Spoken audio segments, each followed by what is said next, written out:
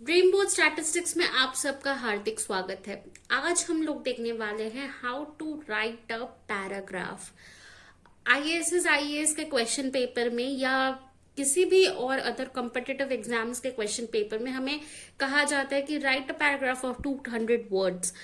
तो वही पैराग्राफ हमें कैसे लिखना है, because if we know the difference about a paragraph writing and a essay writing, and if we know how to write it, then हमारे लिए बहुत इजी होता है किसी भी टॉपिक पे पैराग्राफ राइटिंग लिखना। तो आइए देख लेते हैं।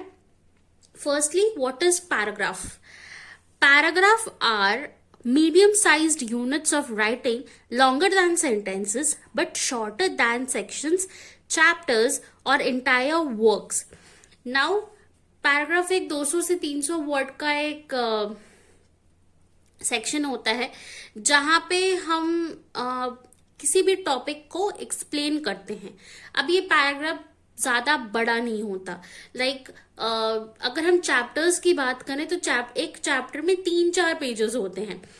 अगर हम ऐसे की बात करें तो एक ऐसे राइटिंग 800, 700, 800 वर्ड्स के होते हैं, बट पैराग्राफ राइटिंग 200 से 300 मैक्सिमम वर्ड्स के होते हैं। It's a small section because they connect the small ideas of individual sentence to a bigger idea.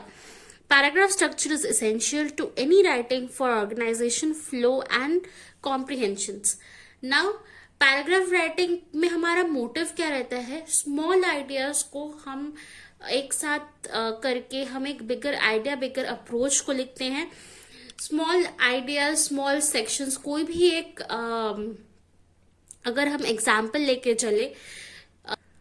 कोई भी हम एग्जाम्पल लेके चले, मान लीजिए एक सेंटेंस आपको दिया गया है, all the glitters are not gold.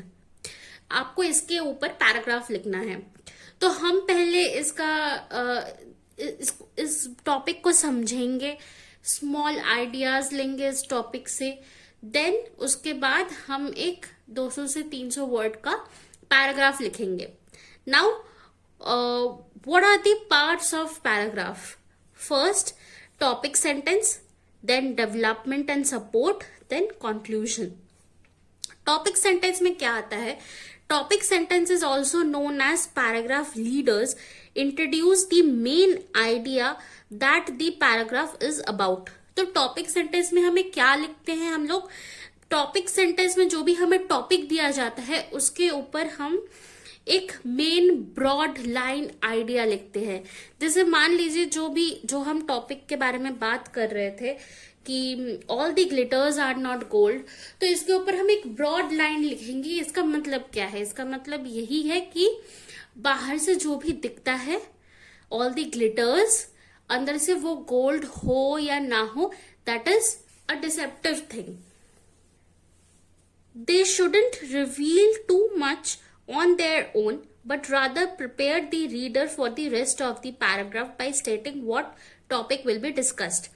तो टॉपिक सेंटेंस में हमें बहुत कुछ एक्सप्लेन नहीं करना होता है। ज्यादा से ज्यादा 3 से 4 सेंटेंस हमें लिखते हैं टॉपिक सेंटेंस में, जहां पे हम टॉपिक को डिस्क्राइब करते हैं, but not in a elaborate way. हम उस टॉपिक को डिस्कस नहीं करते, जस्ट छोटा सा एक डिस्क्रिप्शन देते हैं कि what is the topic about, और आगे what is the paragraph about. Now next, development and support sentence. These development and support sentences acts as the body of the paragraph.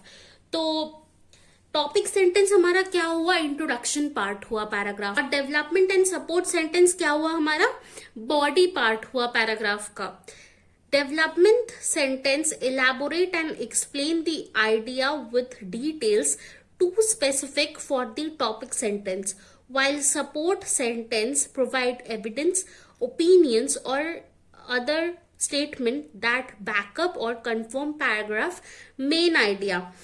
तो डेवलपमेंट सेंटेंस क्या होता है? Development sentence जो हमारा basic idea है उस आइडिया को एक्सप्लेन करते हैं डिटेल्स के साथ।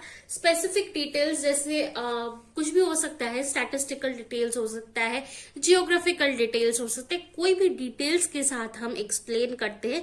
That is the development part of the sentence. और support part of the sentence क्या होता है, जो भी हम डेवलपमेंट सेंटेंस लिख रहे हैं उसके आधार पर हम एविडेंस देते हैं, कोई भी बैकअप सेंटेंस देते हैं to confirm the main motive of the topic in the paragraph. Now, lastly, the conclusion. The conclusion wraps up the idea, sometimes summarizing what's been presented or transitioning to the next paragraph. The content of the conclusion depends on the type of the paragraph, and it's often acceptable to end paragraph with a final piece of support that concludes the thought of a summary. तो conclusion मतलब हम जो भी topic के बारे में जो भी हमने लिखा है टॉपिक सेंटेंस में, जो भी हमने डेवलपमेंट और सपोर्ट सेंटेंस में लिखा है उसको समराइज करना, हमारा फाइनल स्टेटमेंट देना, हमारा फाइनल ओपिनियन देना. टॉप कंक्लूजन स्टेटमेंट ज्यादा से ज्यादा 2 से 3 लाइन का होता है और ऐसे हम पूरा पैराग्राफ कंप्लीट करते हैं. तो अगर हम इसको इस पूरे पैराग्राफ को अगर हम समराइज करना चाहे तो पैराग्राफ के टोटल 3 भाग होते हैं. First the introduction part which is known as the topic sentences. Next the body part जहां पे हमारा डेवलपमेंट एंड सपोर्ट सेंटेंसेस रहता है. And lastly the conclusion part जहां पे हमारा फाइनल पीस ऑफ राइटिंग रहता है. अब टाइप्स ऑफ पैराग्राफ और इसका फ्लो चार्ट मैंने ऐसे राइटिंग में भी समझाया था. दोनों के types of essay and types of paragraph same है एंड फ्लो चार्ट भी जैसे मैंने ऐसे राइटिंग में समझाया था वैसे ही same to same paragraph writing में है. अगर आप लोगों ने अभी तक ऐसे राइटिंग का वीडियो नहीं देखा है तो प्लीज जाके देखिए, लिंक आपको डिस्क्रिप्शन बॉक्स में मिल जाएगा.